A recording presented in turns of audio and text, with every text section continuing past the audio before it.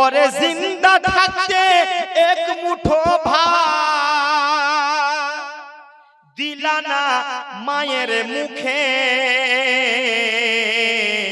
আর মা মরলে খাওয়াও পাড়ার লোক ডেকে। বুঝতে পারছো আমার কথা?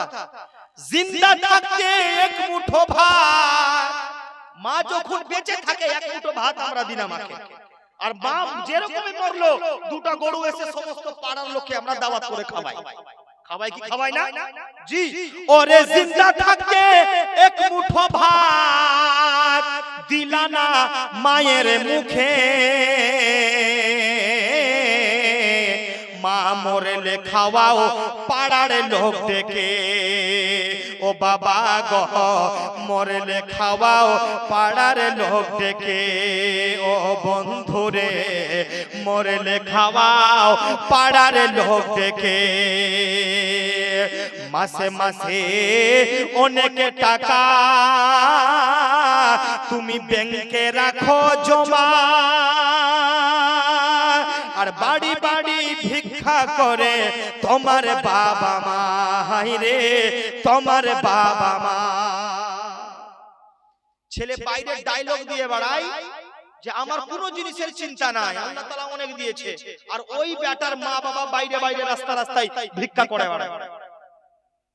এমনও সিচুয়েশন আমি দেখেছি জিম্মেদার স্টেজের মধ্যে, জিম্মেদার ওলামায়ের সামনে বলছি, এমন অবস্থা দেখেছি ছেলে চাকরি করে, চাকরি করার সত্ত্বেও বুড়ো 70 বছরের বাবা পেপসির আইসক্রিমের ঢক ঘাড়ের মধ্যে নিয়ে গ্রাম গ্রাম বিক্রি করে বেড়ায়।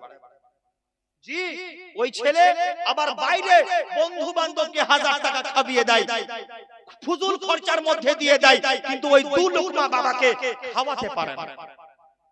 কবি বলছেন যে মাসে মাসে অনেক টাকা তুমি ব্যাংকে রাখো জমা, বাড়ি বাড়ি ভিক্ষা করে তোমার বাবা মা। হায়রে তোমার বাবা মা।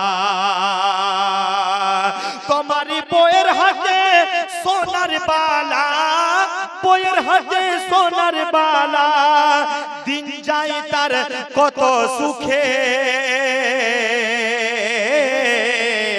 মরলে খাওয়াও পাড়ার লোক ডেকে। ও বন্ধুরে মরলে খাওয়াও পাড়ার লোক ডেকে।